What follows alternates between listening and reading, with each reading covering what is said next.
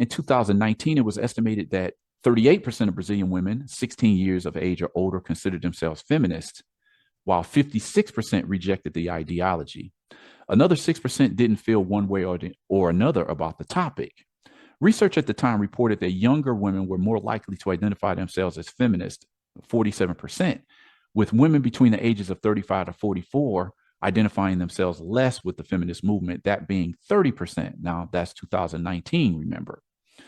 Okay, another photo of, I don't even know what this is from, but, it looks like it's another gathering of Black women. I don't know if it's a protest or it's a rally, but you see these types of rallies and, marches going on across the country all the time. It's kind of normal now.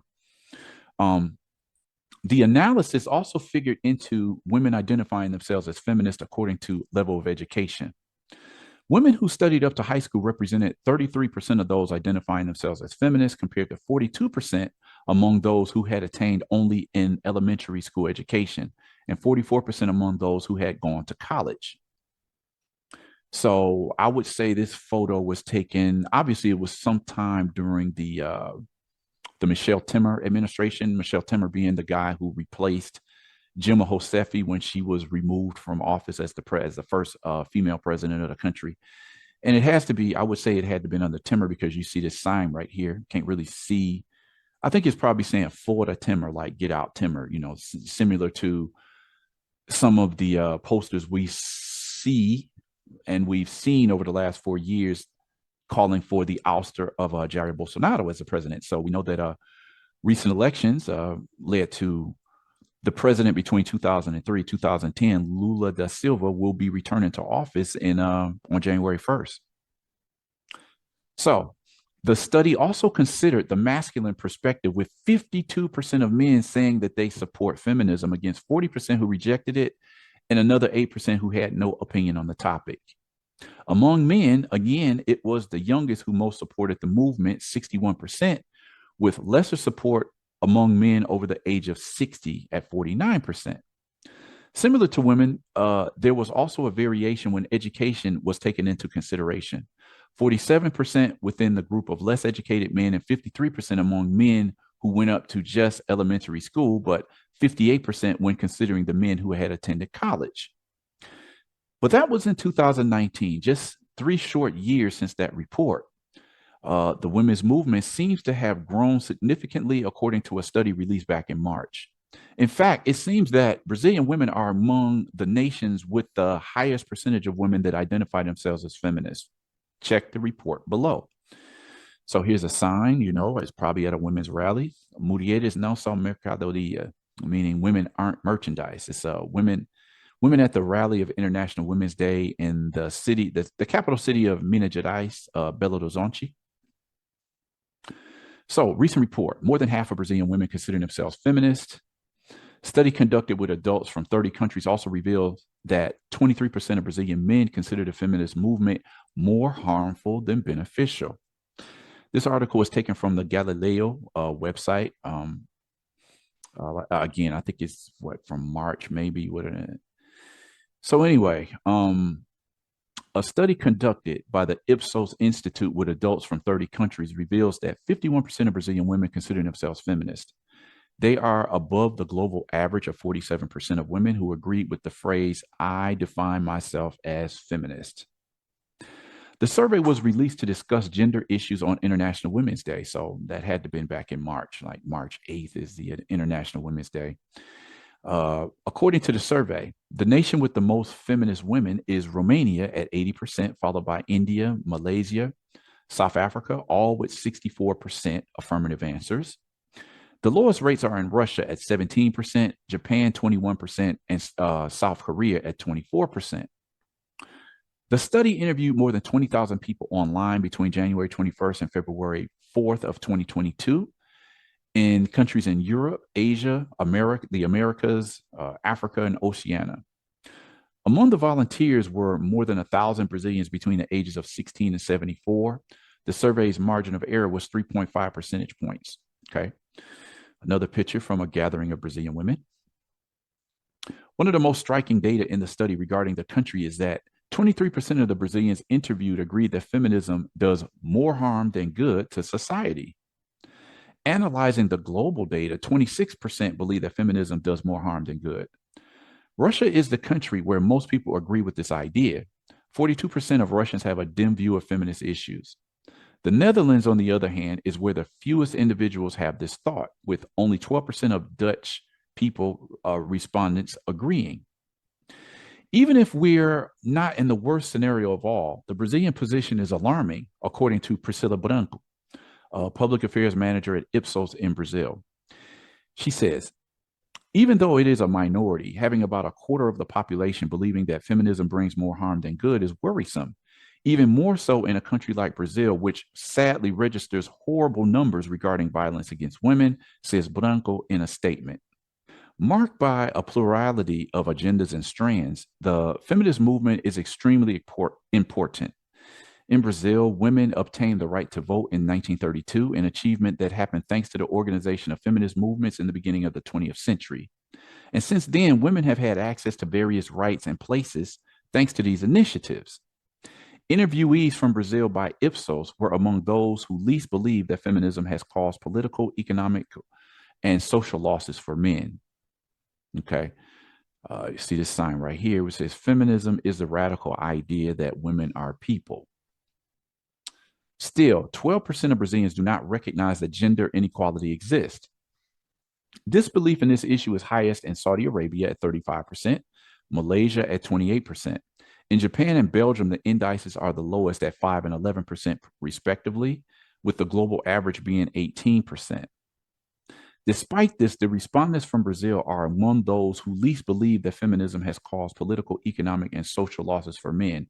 Only 13% think so. The second lowest rate among the 30 nations surveyed, tied with France and only behind Italy at 12%. This percentage is highest among the Polish at 38% and the Chinese at the 28%. Another issue is that for 75% of the participants from Brazil, companies do not treat both genders equally.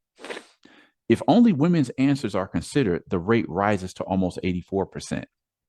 After our country, those who disagree the most about the equality of women and men at work are Japan and Chile, both with 64%, followed by France at 58%. Now, have to say after our country, because this is an article that originated from Brazil. It's saying after Brazil, because this is as it is a Brazilian article, they're referring to the country of Brazil here. So, according to the survey, 27% of Brazilians believe that traditional masculinity is under threat today. The ideal that masculine values are being weakened is greater among Russians at 55%, Hungarians at 42%, and less among Italians at 16%, Turks at 19%, and the Dutch at 19%. The study shows that feminism is being discussed a lot recently, which is positive. But many of these discussions end up falling into a context of polarization, ponders Priscila Branco. The term itself is still controversial for many people, even for some who call themselves progressive. We have made progress in the fight for equality, but there is still a ways to go.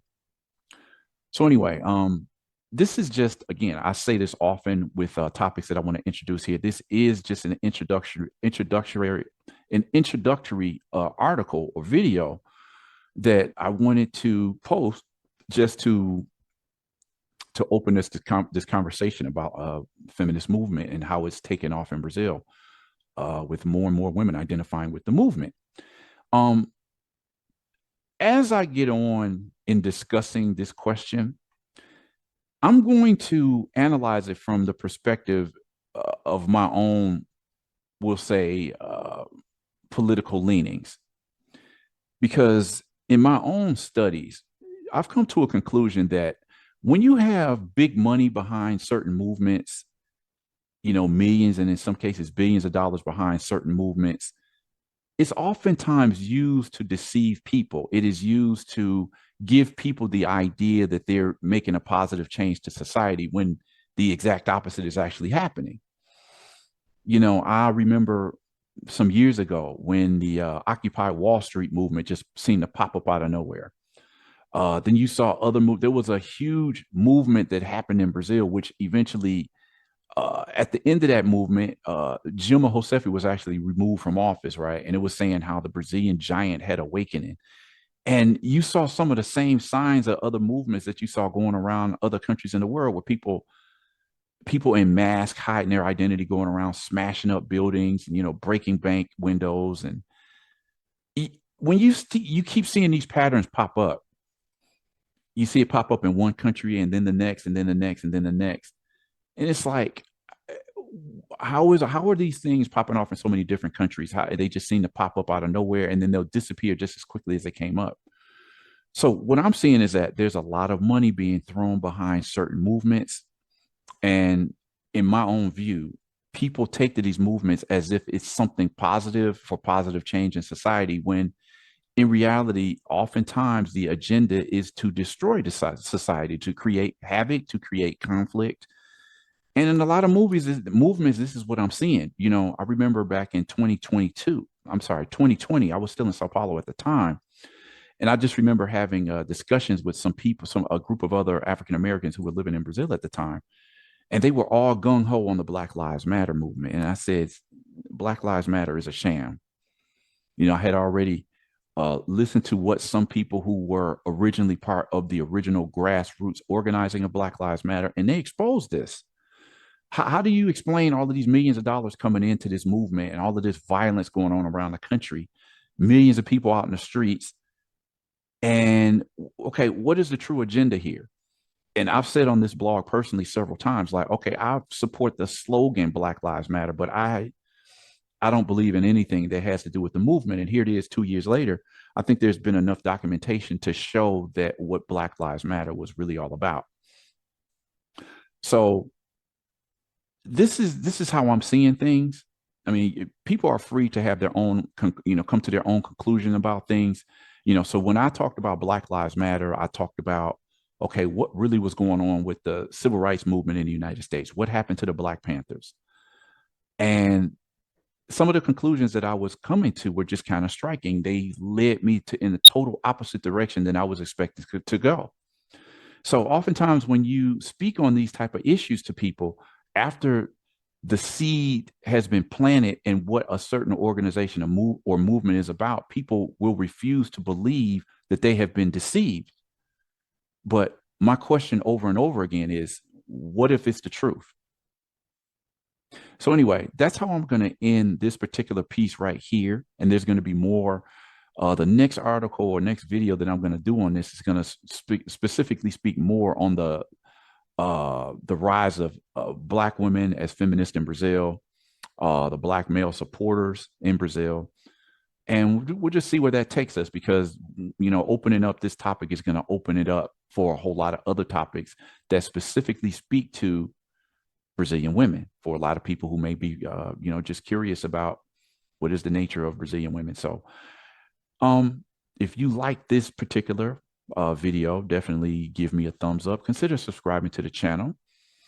Share this video, because there's going to be plenty more where this comes from. And, smash that notification bell so that you'll be one of the first to see the video when it pops up. But again, this is only the first of many. This is a topic that, can go on and on. It's going to open up doors for other particular issues that I want to discuss. So hope you guys come along for the ride. And with that said, hope to see you all in the next video.